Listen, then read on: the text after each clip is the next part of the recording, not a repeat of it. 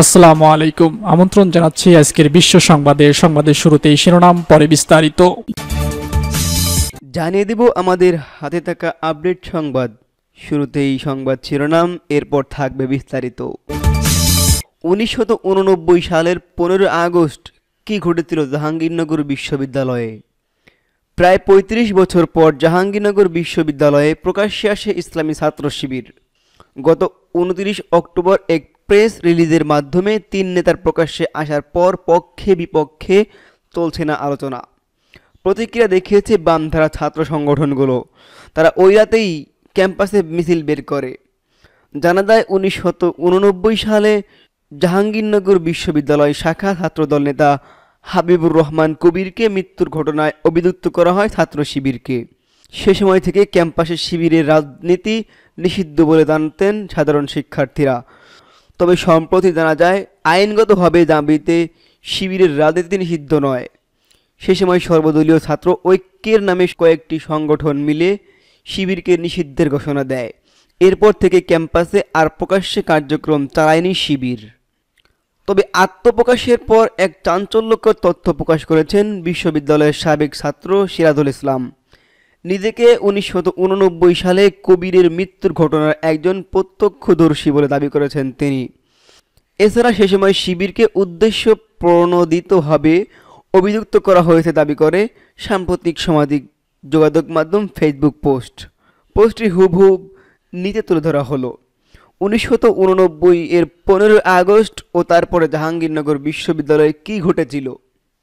এটি এখন থেকে প্রায় 35 বছর পূর্বের ঘটনা। ওই দিন দুপুরে জাহাঙ্গীরনগর বিশ্ববিদ্যালয়ের আল বেরুনি হলের এক্সটেনশনের একটা রুমে একতরফাভাবে একজন ছাত্রকে পেটানো হয়।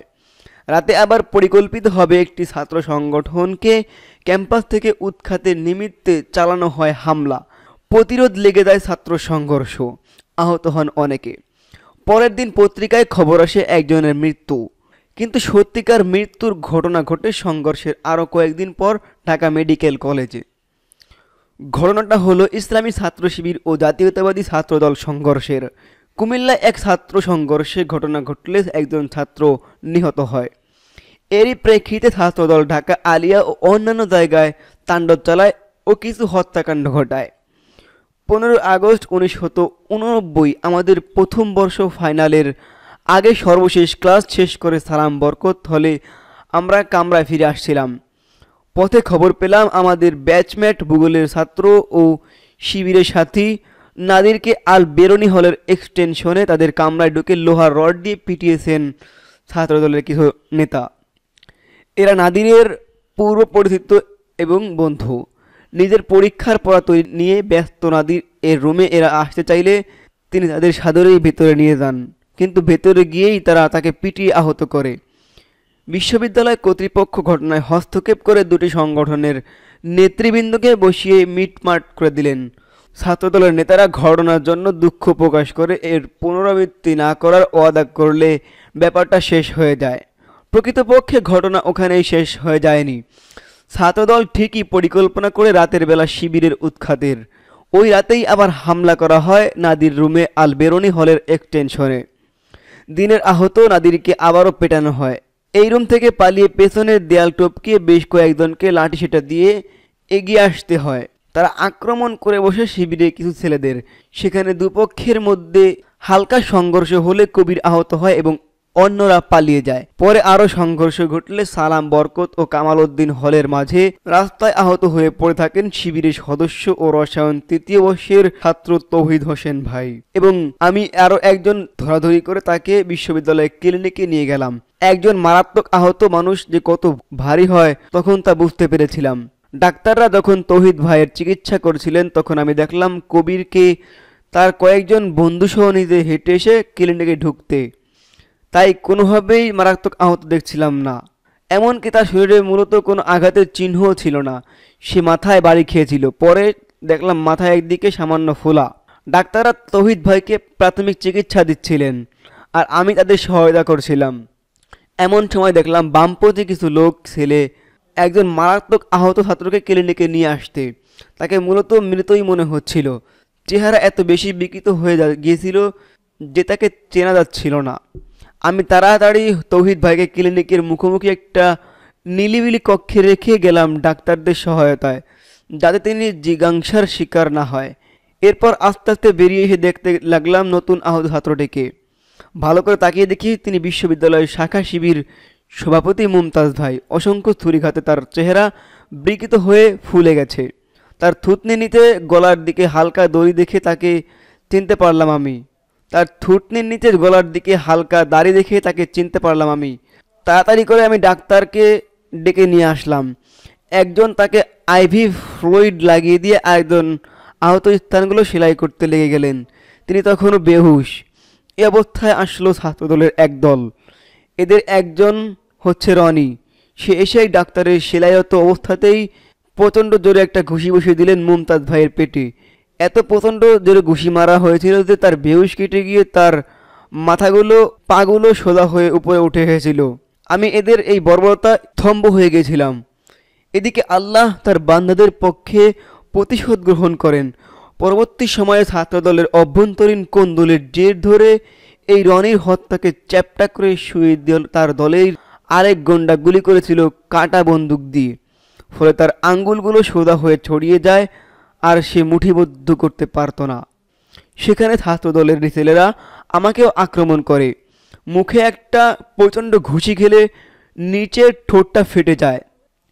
বিশ্ববিদ্যালয়ের কয়েকজন শিক্ষক ও ডাক্তাররা আমাকে তাড়াতাড়ি ক্লিনিকে চলে নিয়ে আড়াল হতে বলেছিল, কিন্তু আমি মমতাজ ভাই ও তৌহিদ ভাইকে ক্লিনিকে রেখে কোনোভাবেই যেতে চাচ্ছিলাম না। শিক্ষকরা আমাকে বললেন, দেখো ছেলে, আমরা তোমাকে বাঁচাতে পারবো না, তাড়াতাড়ি এখান থেকে কোনোভাবে ভাগো, আর আহতদেরকে আমরা ঢাকা মেডিকেলে পাঠাচ্ছি।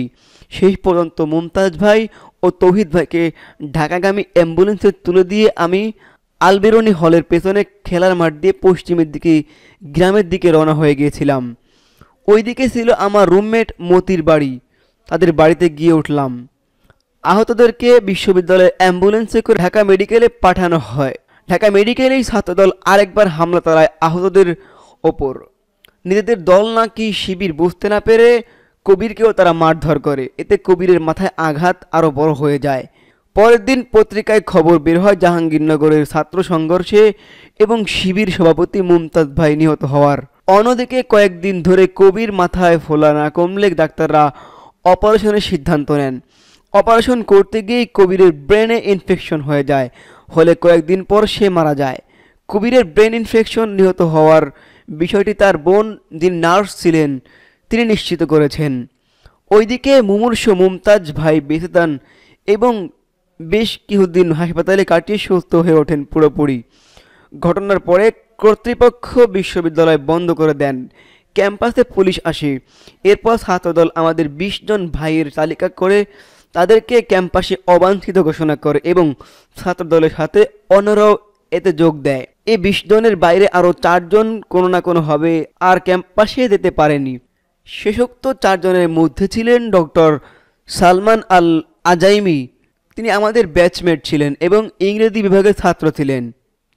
এই 24 ছাত্রের কাউকে বিশ্ববিদ্যালয় কর্তৃপক্ষ বহিষ্কার করেনি বা ছাত্র শিবিরকেও কর্তৃপক্ষ নিষিদ্ধ করেনি। 24 জনের মধ্যে আমরা যারা প্রথম দ্বিতীয় বর্ষে ছিলাম তারা অনেকেই দেশের অন্য বিশ্ববিদ্যালয় থেকে বহিরাগত পরীক্ষার্থী হিসাবে বিএ পাশ করি এবং ভারতে ও মালয়েশিয়ায় পড়তে যাই। যারা তৃতীয় বর্ষে ছিলেন তাদের অনেকেই তাদের ডিপার্টমেন্টের শিক্ষকদের সহযোগিতায় ক্যাম্পাসের আশেপাশে থেকে অনার্স ফাইনাল ইয়ার পরীক্ষা দিয়ে পাশ করে পরে বিদেশে মাস্টার্স করেছেন। আমরা পূর্ণবার ক্যাম্পাসে ইচ্ছে করে যাইনি, কারণ গেলে আরেকটা সংঘর্ষ ছিল অনিবার্য। এরপর ছাত্র শিবির গোপনে কাজ করতে থাকে। আমি ঢাকা বিশ্ববিদ্যালয় থেকে প্রাইভেট পরীক্ষা দিয়ে প্রথম শ্রেণীতে তৃতীয় হয়েছিলাম। এরপর চলে গেলাম আন্তর্জাতিক ইসলামী বিশ্ববিদ্যালয় মালয়েশিয়ায়। সে সময় ছাত্র শিবির আরেকবার খোলাখুলি কাজ শুরু করেছিল এবং এর ফলশ্রুতিতে যে সংঘর্ষ হয় সালটা আমি স্মরণ করতে পারছি না, তবে সম্ভবত 93 বা 94 হবে, কারণ আমি তখন মালয়েশিয়ায়। তাতে শিবির তার দুশ্মনদেরকে সব হাল থেকে তাড়িয়ে দিয়ে ক্যাম্পাসের নিয়ন্ত্রণ নিয়ে নেয়, কিন্তু আবারও সরকার বাহিনী পুলিশ এসে শিবিরকে উৎখাত করে। এতেও বেশ কিছু ভাইরা পুনর্বার ক্যাম্পাসে অবাঞ্ছিত হয়ে পড়েন। ততদিনে দেশে কয়েকটা প্রাইভেট বিশ্ববিদ্যালয় হওয়াতে এ দেশের বাইরে দেওয়া লাগেনি। এরা যতগুলো তাদের শিক্ষা জীবন চালিয়ে গেছেন।